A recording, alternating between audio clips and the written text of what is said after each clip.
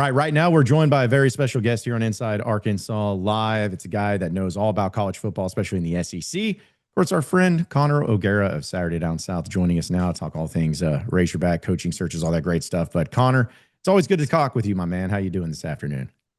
Doing well. I feel for the people of Arkansas who are enduring a very difficult time right now, but also a time that should be filled with promise and hope and uncertainty, and most importantly, Robert Patrick Petrino. And that's all we can ask for. We got to start there, man. It's like I went to school at the University of Arkansas during Petrino's run, and it was the greatest time as a Razorback football fan. I hated to see it end. I've always been a Petrino guy. I still like Petrino. It's just I just never dreamed. If you had told me like back in 2011 or 2012, even when he was fired, like, hey, just wait, 13 years, you're going to have him back as the head coach, as well as John Calipari being your basketball coach. You'd be like, that's stupid. That's the stupidest thing I've ever heard. But is it as insane to you as it is to me seeing Bobby Petrino back as the head coach at Arkansas? No, it is every bit as insane as it probably is for you. And look, I didn't live it in the same sort of way, and I just could see these things from afar. But it is bizarre world. And it's just a reminder in college football that no door ever truly closes. It just doesn't. And we're seeing reunions in college football right now with Scott Frost in my neck of the woods here at UCF and Rich Rodriguez at West Virginia. Who says you can't go home? The great Bon Jovi once said. So I do feel like, in a weird way, Arkansas is home for Bobby Petrino. Does it mean it is his forever home? Does Bobby Petrino truly have a forever home? Is perhaps the better question. It is so bizarre to think that he has a job interview.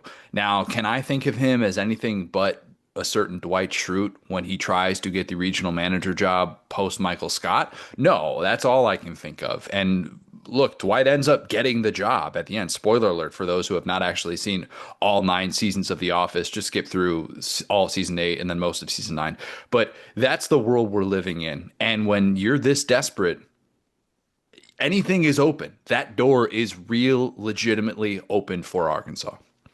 So thinking about it in that perspective, I compare it to like you had this great movie 10, 15, 20 years ago that you loved, and you found out that they're coming out with a sequel and you're all excited about it. You're like, oh my goodness, they're back. The band's back together. But then you watch the sequel and it's like, it's not as good. It's not as good as one. It's like the Happy Gilmore thing. I was maybe been the only one that Correct. didn't like that, but I was really thought it was terrible. No, you weren't alone. It was Okay, bad. good, good. I just want to make sure. But besides that, though, it's like you know the circumstances. Petrino, you know the team he has. He's got 7 games in 9 weeks.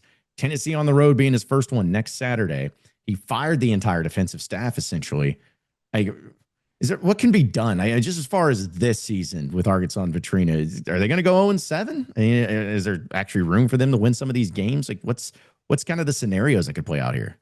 I don't want to say this is a disrespect to Travis Williams because he's a guy that I really respect. And for the longest time, I was saying this guy is very much rising the ranks. And I do think Arkansas will have to brace itself for a world in which he leaves and gets an FBS head coaching job.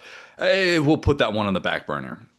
I do think that it couldn't get worse defensively. So Bobby Petrino firing the defensive staff, I'm like, cool. What's going to be worse than what happened against Notre Dame, wherein the first teamers got all but 40 possible yards on the field. I mean, that's just an unheard of thing to have happened in a game. So I do think that you're trying to keep the best thing you have going intact, which is Taylor Green, Bobby Petrino.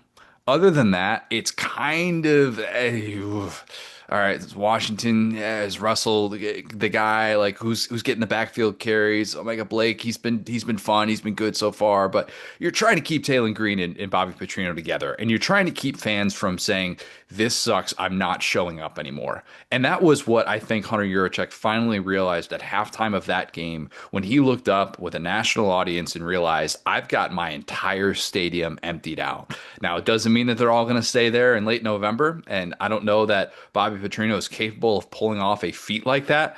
But in order for this to even be a conversation when that decision has to be made, those are the things you have to see. You have to see the true interim coach energy week in, week out. And is he capable of that? It's still a really difficult schedule. I mean, no matter who's coaching there, you could have Nick Saban lining up to coach Arkansas football, and he would still probably go, we're going to be an underdog at a lot of these games. So I think the bar is set very, very high, and I do think that it's going to be an uphill climb for him. Well, I believe in these 7 games, it's kind of an audition, at least for Petrino, because he wants and has publicly stated he wants the permanent job.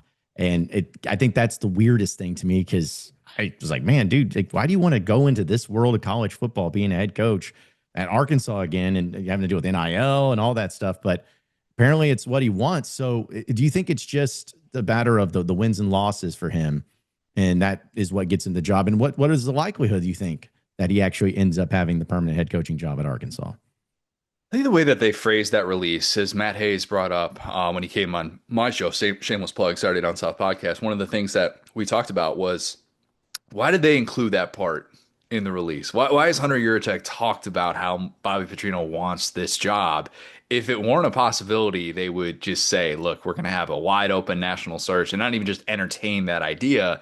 Instead, you have at least given him that incentive. Now, how real that incentive is, he knows that better than I do because he's had those conversations with the important Arkansas families behind the scenes. That's what so much of this is going to come down to is what is it? What does the alignment look like over the course of the next month? The people that are making those decisions, who are deciding whether or not they can finance this roster, finances that Hunter Yurachek said need to be improved for football. What are those conversations starting to look like? I don't think you know the end results of that right now if you're Hunter Yurachek. I think you need to see how that plays out, what type of momentum and alignment you truly feel like you're getting. And yeah, wins and losses, a big part of that. Having Taylor Green develop into like some sort of top 5 quarterback in the SEC, which I think he was off to that start. I don't think he has been able to maintain that start. That would be a big part of that as well. So, like all these things you can point to and say, this could happen, this could happen, this can happen. But it's going to have to take the exact right set of circumstances. And it's going to be Bobby Petrino turning this team's fortunes around. And that still feels very, very far off for me. Well, I'm going to ask you this because obviously, if you ask Razorback fans this question, hey, who do you want to be the head coach of Arkansas? They're going to say Nick Saban. That's just like just Same. dumb stuff. Yeah. But for you, outside perspective, what coaches out there, realistic coaches out there, is there one that you're like, oh, this makes sense? Or is there a few coaches? I know the Rhett Lashley angle has always been thrown out there, but just for you, who is realistically that could fit, that could be successful at a place like Arkansas that's out there right now? I would love Rhett Lashley. I think that'd be one of those guys that if you were able to get him on board, it would feel kind of like Bielema in that sense of what it means to get a guy to leave that place. Because let's remember, SMU in this day and age of college football is just in a different spot. And when they're able to get to the ACC championship, get to the college football playoff year one, that just kind of changes what you think a team is capable of. And sometimes you look at that market and go, why would I leave this for a job wherein I'm going to have to play like 7 top 25 opponents on a yearly basis at Arkansas? So I do think that would be a really, really tough get, but it would be a huge big time get if he's willing to come back to the state of Arkansas. The guy that I've had circled for a while, and since last year, like middle of last year, Alex Golesh.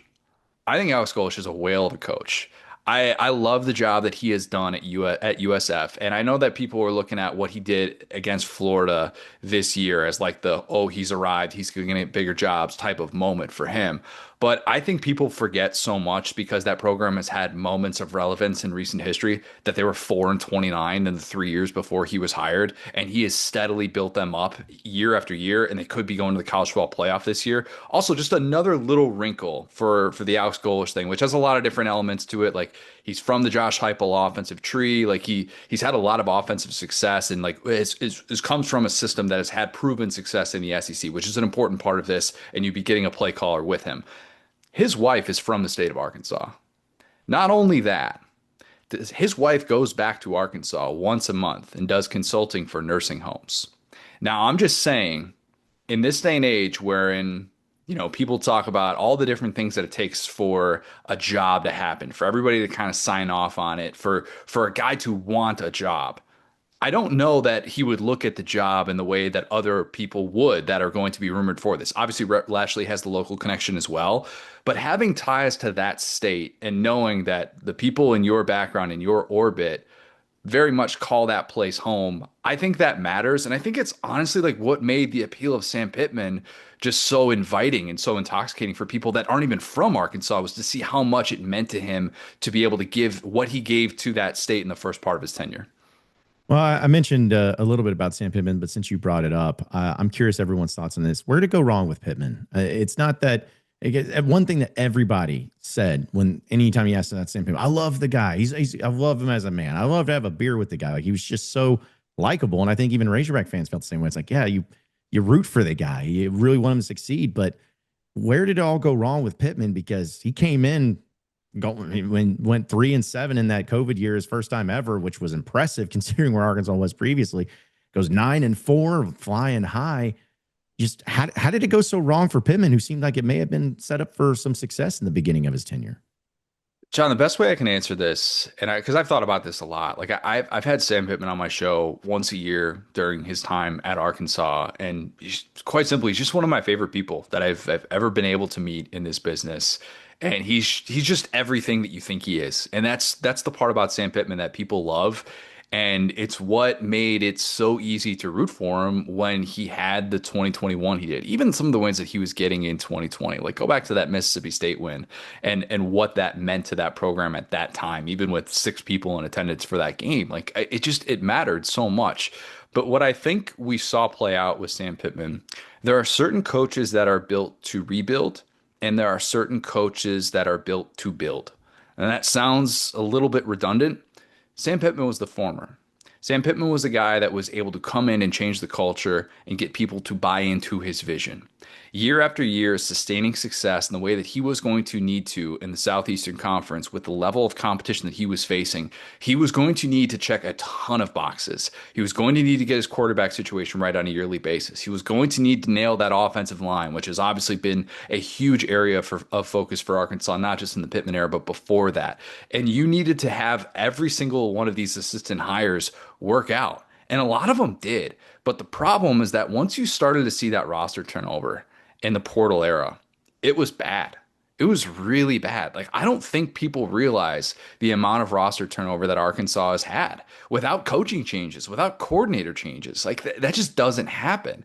And so you could say, well, that comes back to the head coach in certain ways, and he wasn't doing this in order to keep people on board. Yeah, I mean, that's part of it, but that's also part of the job. And I don't think he did that at a high enough level. I think he would admit that he didn't do that at a high enough level. How much of those factors were in his control? How much of those were outside of it? He knows that better than I do. You know that better than I do. But to me, that's where this all fell apart. And you can't have that type of turnover in this day and age and sustain success. Well, last one for us to get out of here, Connor. I know it's something that has been upsetting to Razorback fans, and I even talked to other media members too. They couldn't believe it. You know, you had Hunter Yurchek, the athletic director, talk about, hey, but you can't win a championship at Arkansas and in football, which fans did not want to hear that, at least not set up to. And then you hear him talk about Sam Pittman was not financially set up to succeed at Arkansas, and it's just, I get the craziness of college athletics and money, NIL, all that, but you just don't want to hear that from your AD. You don't want to hear that if you're a fan. But for you, when you look at the Arkansas job and saying if they go with an Alex Golish or whoever that you're thinking, can they win at a high level at Arkansas? If like, what's it take for them to get to that point? Can they be set up to where in this modern era of college football, they can win at a high level? Maybe not to the Georgias and Texases, but they can at least compete in this conference. That sucked. That sucked, man. Like that to me, I would be dry heaving hearing that as a fan.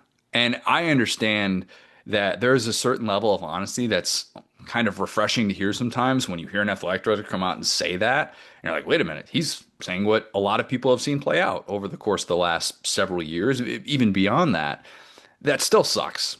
And to me, if that's not your goal, you're in the wrong business. Like going to a different conference. That's just not the way that this is supposed to go. And you're seeing Vanderbilt now finally take football seriously after they didn't have a major stadium renovation since the early 1980s. Like there are programs that have had that approach. And where has it gotten them? That to me would be the thing I would come back to, because if you lean into that, you get apathy. Apathy is the worst thing. We talked about that this offseason and how much that is just the exact scenario you want to avoid. And when you give a message like that to your fan base, you are breeding apathy. That's dangerous. Now, what I will say, and this is going to sound a little bit CJ Stroud, Caleb Williams-ish, so I don't intend to say that. I'm acknowledging that, okay? I am coming to you as an Indiana graduate who thought there is no way on God's green earth that they will get people to care about football in that program the way that they do right now. And it took the right coach. It took the right coach. It took the right schedule too. I mean, like I'll call it like it is. The schedule breaks. Arkansas is not getting those schedule breaks. So I'm not going to sit here and pretend like a year like that is realistic. But it did all start with the head coach. And they are making those financial commitments in ways that they have not in years past. And all of a sudden you're looking up and going, well, would he leave for this job? Would he leave for this job? Well, no, he's kind of got all of these things working now in ways that the program didn't 2 years ago. So things in this day and age, as distant as it might feel right now for Arkansas, especially when you hear an athletic director come out and say comments that suck, it's not that far off. It's never as far off as we truly think it is in this day and age of college football. And I do have hope that with a fan base that gives a crap the way that they do, with people behind the scenes that can finance the way that Arkansas does, I do believe that there is a light at the end of the tunnel. It takes getting the hire right. I think Razorback fans are good to hear that they may vote for you to be the athletic director because you give them some belief at least to get involved. But it's going to be a fascinating, 2-3 months here at Arkansas because we still got games to play. It's like not even like there's still games to be played and over half the season left, but it should be fascinating. But a guy that knows all about it when it comes to SEC football, it's Connor OGara of Saturday Down South. As always, Connor, appreciate it. Enjoy the rest of the season, man. I know we'll be catching up with you soon whenever Arkansas gets a head coach, whenever that may be. Thanks, man. Anytime.